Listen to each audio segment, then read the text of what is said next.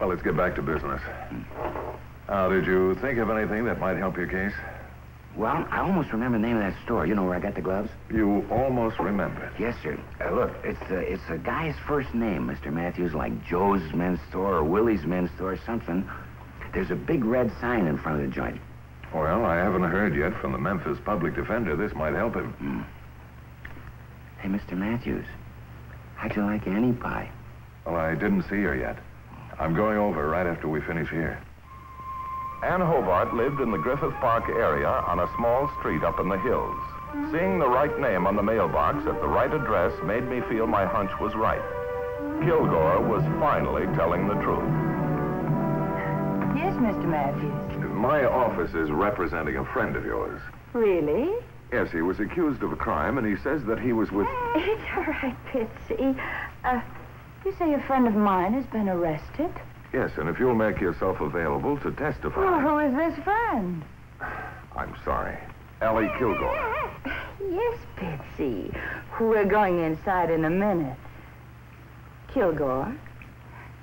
I've never heard of anyone named Ollie Kilgore. Thank you very much.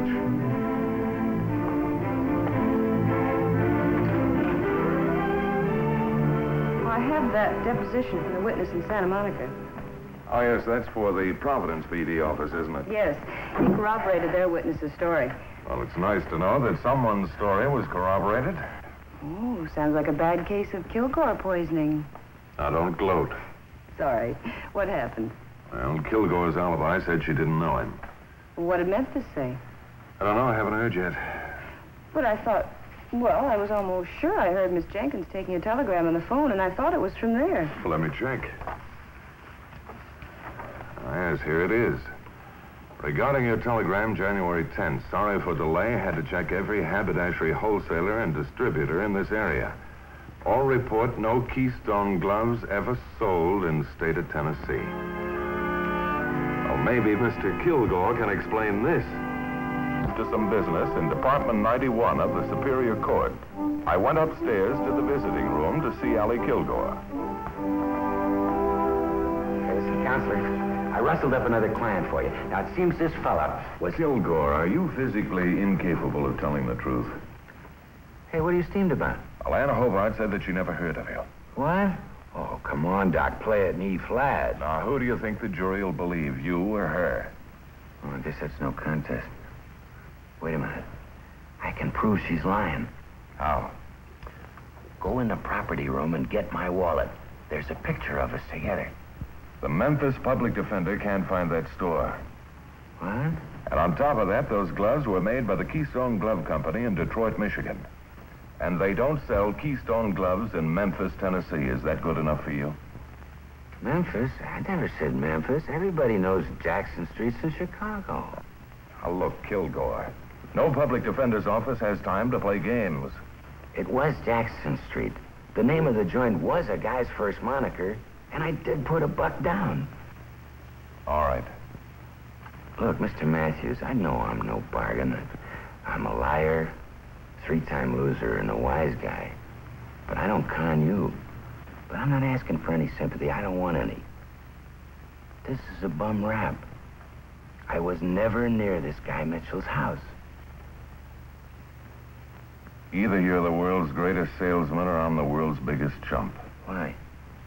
Because I believe you. I then went down to room 606 in the Hall of Justice, where I had a date to meet Paul Mitchell, the victim of the burglary. Surprised to see me? Frankly, yes. I was expecting to see Mr. Mitchell. Please lay off our witnesses. The witnesses don't belong to either side. What do you want him for? I'd like him to examine the gloves again and see if he still thinks there is. Well, of course he does. Do you mind if he decides that? No, but this is a terrible waste of my time and the taxpayers' money. Good morning. Sorry I'm late. Oh, good morning. Could I have the evidence in the... I've already gotten it. Mr. Mitchell, would you examine these carefully? Of course.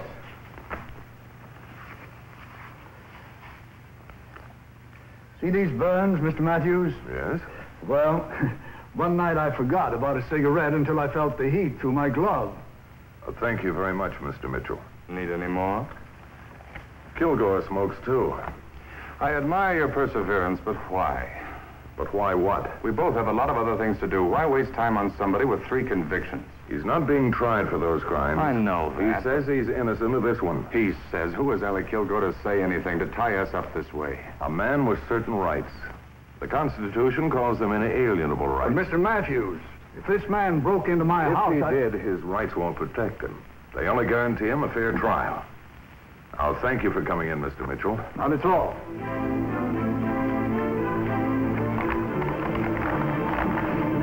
Before leaving the Hall of Justice, I went to room 235 and got Kilgore's wallet. What I found was a pleasant surprise. I signed a receipt for the picture and took it with me. Ann Hobart had been lying. But why? Now, Miss Jenkins, will you please try Ann Hobart again in an hour? Your Chicago call come through yet? Oh, not yet. And would you check on that call to the Chicago PD office? Do you have something for them? Recall the Angola case? Yeah, did we ever locate his brother? The Indianapolis PD office just missed him. But he's due in Chicago today. They don't know which hotel he'll stay at, though. Oh, pardon me. Hello, Matthews. Hi, Bart. Ray Anderson in Chicago. Oh, Ray, I'd like you to handle a couple of things for me. Sure. I want you to find a men's shop on Jackson Street. What's that? Now, I don't know the name of the shop or the address, but we're looking for a clerk who sold our client a pair of pigskin gloves a little after Labor Day last year. I sent a picture of our client by airmail. You're shooting it tomorrow. Uh-huh. Where'd you say the store was? Jackson Street is all I know. Bart, haven't you been reading the papers? No, about what? You know, all I can see out my window is snow. Been coming down for 2 days. It must be 3 feet deep. I wish I could say never mind. How soon do you need it? Well, the trial is set for day after tomorrow. But Bart... I'm sorry, but I just got the information myself. Okay. As soon as the picture comes through, I'll get started on it. Thanks, Ray. I'll do the same for you sometime. Bye. Instead of waiting to call Ann Hobart, I went to her house. You remember me? I'm Bart Matthews. Yes. Well, I'm sorry to bother you like this, but there's something more I wanted to ask you. It's all right, Betsy. I came back because... Who's that, dear? It's the man from the pet shop. I'll talk to him out here. You get some rest. Let's sit over there.